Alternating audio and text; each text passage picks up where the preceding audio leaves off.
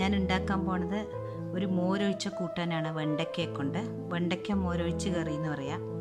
വളരെ എളുപ്പത്തിൽ വെണ്ടയ്ക്കയെ കൊണ്ട് മോര് കൂട്ടാൻ വെക്കാൻ പറ്റും. അതിനു വേണ്ടി എടുത്തിരിക്കുന്നത് ഒരു 6 വെണ്ടയ്ക്ക എടുത്തിട്ടുണ്ട്.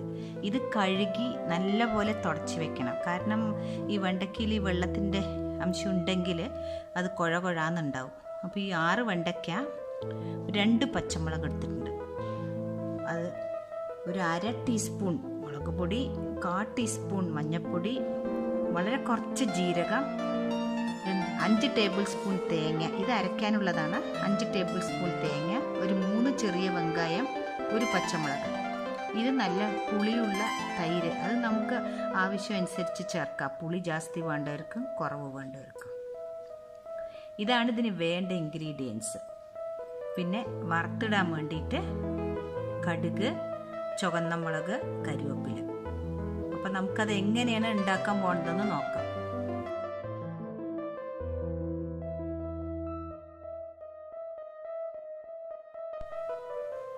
ആദ്യമായിട്ട് ഒരു കടായിൽ കുറച്ച് എണ്ണ ഒഴിച്ച് കൊടുത്തിട്ടുണ്ട്. അതിലേക്ക് ആ വെണ്ടയ്ക്ക മുറിച്ചതും പച്ചമുളകും കൂടി ഇട്ടിട്ട് നമുക്കൊന്ന് വറുത്തെടുക്കാം.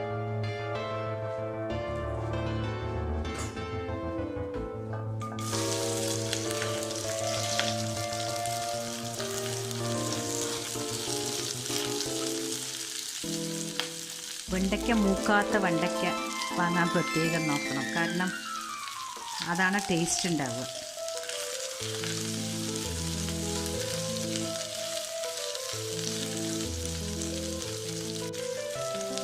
ഇതൊന്ന് ഫ്രൈ ആകുമ്പോഴേക്കും തേങ്ങ അരച്ചെടുക്കാം. ഈ വെണ്ടയ്ക്കയിലേക്ക് കുറച്ച് കായത്തിൻ്റെ പൊടി ഇട്ട് കൊടുക്കണ്ടേ.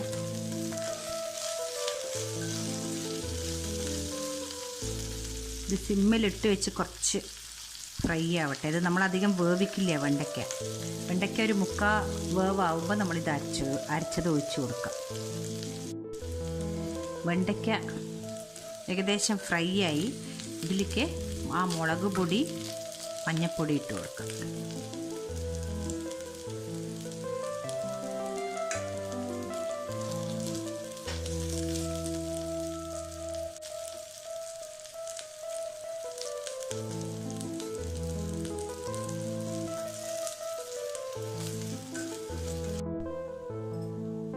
വെണ്ടയ്ക്ക നല്ല ഫ്രൈ ആയിട്ടുണ്ട്. നമ്മൾ അരച്ചത് റെഡി ആയിട്ടുണ്ട്. അപ്പോൾ ഇതിലേക്ക് അരച്ചത് ചേർത്ത് കൊടുക്കാം.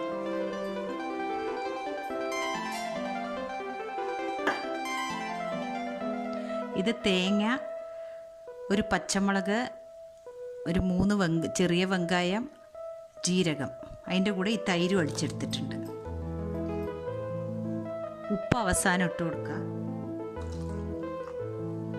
ആവശ്യത്തിനുള്ള വെള്ളവും ചേർക്കണം.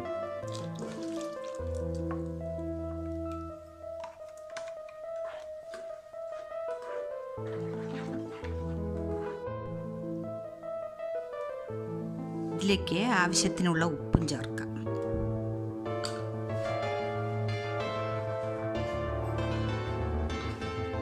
ഉപ്പ് ആദ്യമേ ഇട്ട് കൊടുത്താൽ വെണ്ടയ്ക്കയുടെ കറി കുഴകുഴാന്നിരിക്കും.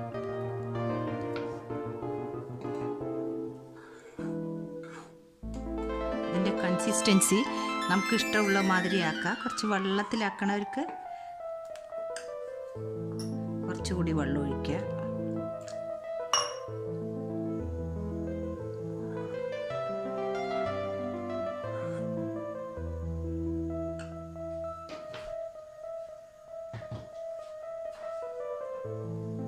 ഇത് നല്ലപോലെ തിളച്ച ശേഷം നമുക്ക് വറുത്തിടാം.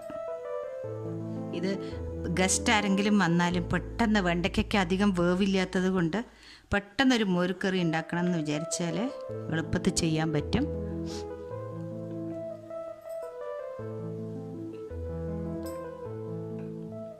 കുറച്ചുകൂടി ഉപ്പിട്ട് കൊടുക്കാം.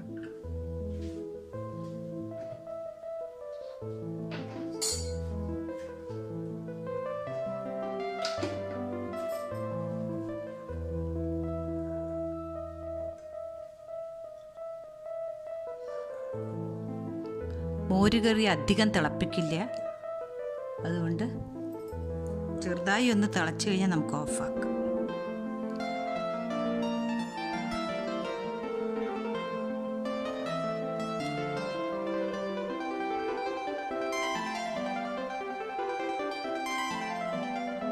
ഗ്യാസ് ഓഫാക്കാം. വറുത്തിടാൻ വേണ്ടിയിട്ട് ചെറിയൊരു ചീഞ്ചട്ടി വെച്ച് കൊടുത്തിട്ടുണ്ട്. വെളിച്ചെണ്ണയാണ് ഒഴിച്ച് കൊടുത്തിരിക്കുന്നത്. അതിലേക്ക് കടുക്,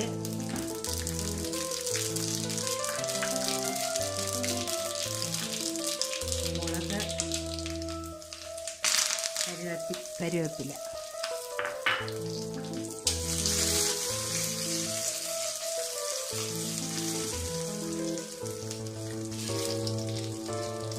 കറിയിലേക്ക് വറുത്തിടാം.